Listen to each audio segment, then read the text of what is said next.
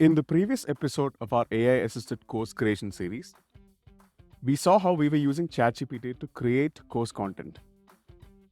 We did a deep dive on the topics to be covered, the schedule for the sessions, and the list of resources. Click the link on the top right corner of the screen to watch that video. In this episode, we go one step further and ask ChatGPT to identify key theoretical concepts, provide a brief verbal introduction, and create a written description of the activities. We're also asking ChatGPT to come up with creative hooks for teaching concepts such as analogies, anecdotes, and real-world examples. We don't stop at that. We take the help of ChatGPT to curate additional resources, generate script for the sessions, and craft pointers on what the visuals in the slides could be. Before we jump into the day's program, be sure to subscribe to our channel. That would be a terrific way to both support us and stay up to date on everything we're doing in the intersection of education, business, and technology. As usual, we're getting started by creating Emily, our favorite online course creator persona. Click on the link above to learn more about how we created Emily. We've asked Emily to do three things: listing down the theoretical concepts or topics that must be relayed to the student so that the student can successfully perform the activity. And we've also asked Emily if it can write a 90-second introduction to the activity that we as instructors can relay verbally to the student. Finally, we've also asked Emily to create a 100-word activity description that can supplement what we relay to the student. We've asked Emily to do this specifically for activity 1.1. Based on how Emily responds to this particular prompt, we're going to improve and do the same thing for all the remaining 8 activities.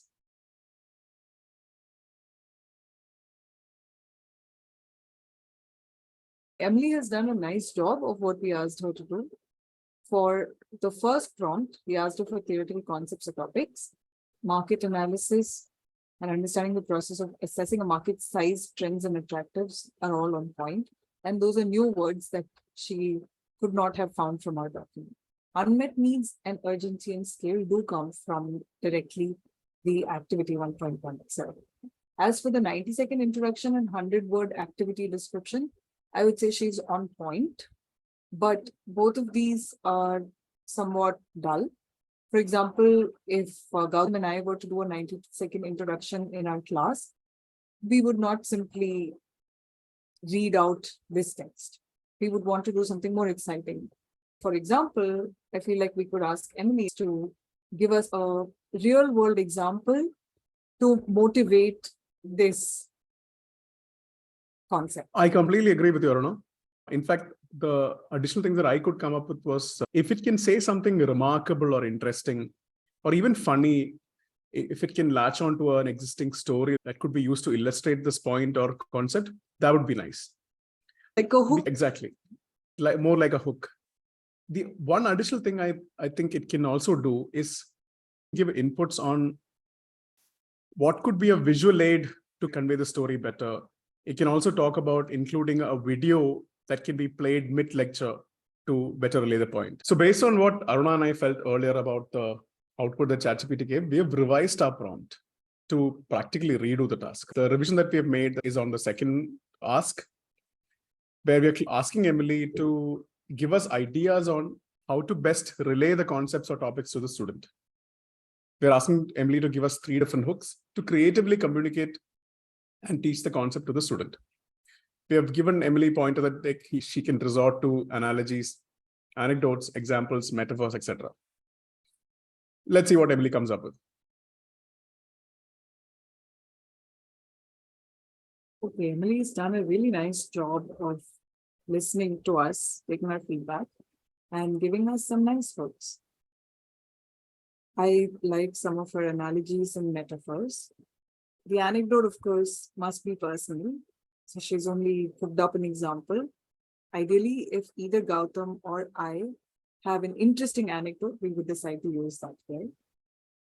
And the examples of online coding bootcamps is really good. Although the example of Apple is a little flat, there's nothing specific to Apple in that example. If they had some really interesting story about the launch of, say, the iPod or something iconic like that, That would be a great example to share. And then for urgency and scale, again, I really, really like both the analogy and metaphor that she's given. And the example of early days of the pandemic, of course, is very topical and it's very fresh in the minds of everybody. So, yeah, I like this improvement we've made to our prompt and hence to Emily's response. So one follow-up question I have for Emily is, in addition to analogies, anecdotes, examples, and metaphors, which we already asked her about, what are the other creative ways of introducing concepts to students in class?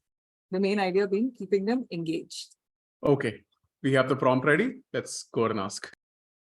This is nice. She has given us a mixed bag of a lot of different tools.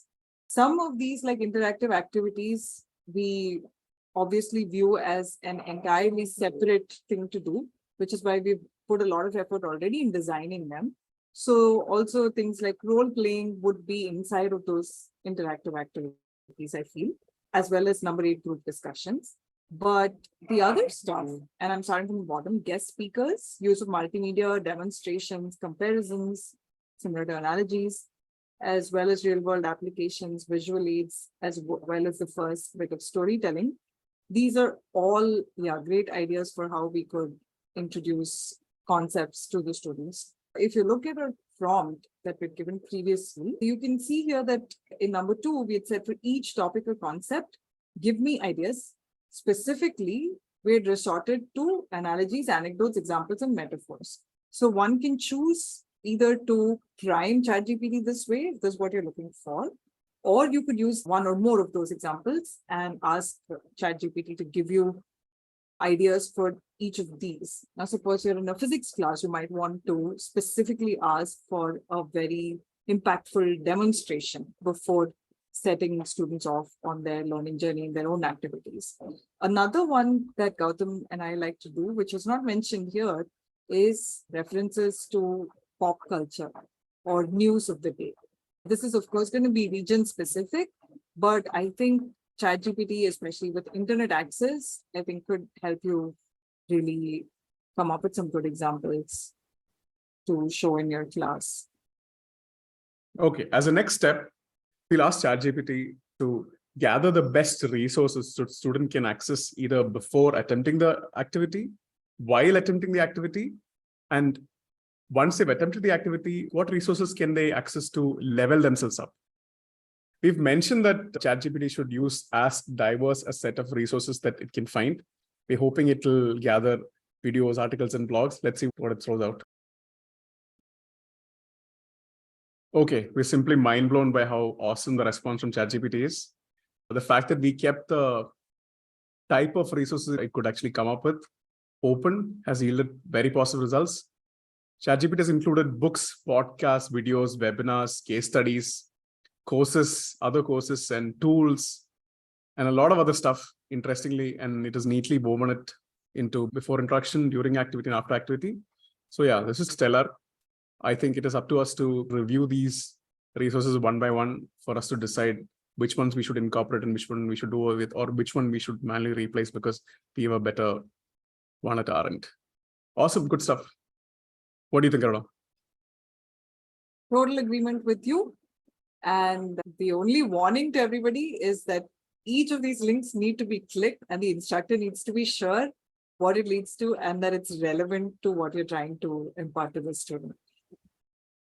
We don't want to be like that lawyer who quoted a non-existing case in a real court case because they used ChatGPT to help them do research. Now that ChatGPT has given us more ideas on how to communicate each of these topics, the next step that we're going to do is generate the actual script. Now, we've written a detailed prompt here. We've given ChatGPT a sense of how much time we have for covering the introduction topic, where Aruna and I will take turns to speak directly to the students.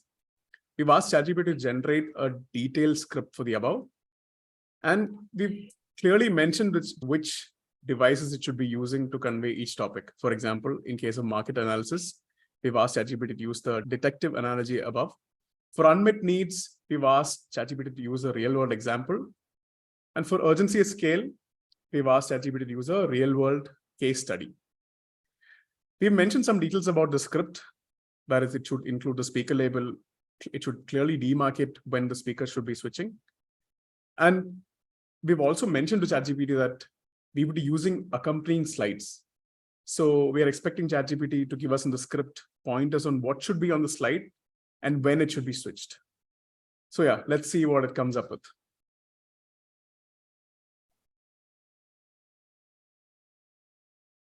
This is pretty nice. Yeah. Overall, I'm really happy with what ChatGPT has come up with. So almost every 30 seconds, she's switching a slide as well as the speakers. And she's done a good job of incorporating her own analogy of using detectives. And Detective Arna and Gautam are talking about analyzing market needs and trying to find out what the hot new idea is that people should be working on, while also providing people real world examples of how people started businesses around unmet needs and how to be truly successful. They also had to rightly estimate urgency and scale of the problem. Yeah, I'm really happy with how quickly she's able to put all her own ideas together, including our inputs, and come up with this script. What about you, Gautam? Yeah, I like how there is a little bit of theatrics involved. I'm really appreciating that. And it's also very clear and concise. It does not use any big words, is not trying to overcomplicate stuff. So it's kept it very simple. And yeah, I think this is good to go. Are you happy with what she's told you about slides? Do you want more inputs about slides? Even though we have mentioned a little bit about what should go on the slide, she's not addressed that. That can be a detailed question next. I've asked ChatGPT to give us pointers on what the visuals on each slide should be. And I've given her an input that she can get creative and try to make it interesting. Okay, these are good first drafts. I wouldn't label them impressive by any measure, but I like how they're simple. They don't complicate stuff unnecessarily. However, I think this is where we are also hitting the limits of the text-based medium. If ChatGPT could draw visuals, it could get a lot more interesting. So perhaps this is the task for Midjourney to give us interesting visuals. Sure. Or it's also cute to us to try out the plugin called Show Me or other plugins that seem to be popping up every day. Yeah, that could be one thing we could try. So that brings us to the end of this video where we have been working with Emily to make progress on creating the learning unit for one of the activities. Once we finish the draft for this particular activity, we would be replicating the same step, possibly improving upon the prompt and doing this for the remaining 8 activities. And once we're done with that, we'll continue with the next video. If you enjoyed that video, please don't forget to like the video, share the video with your friends, and subscribe to our channel.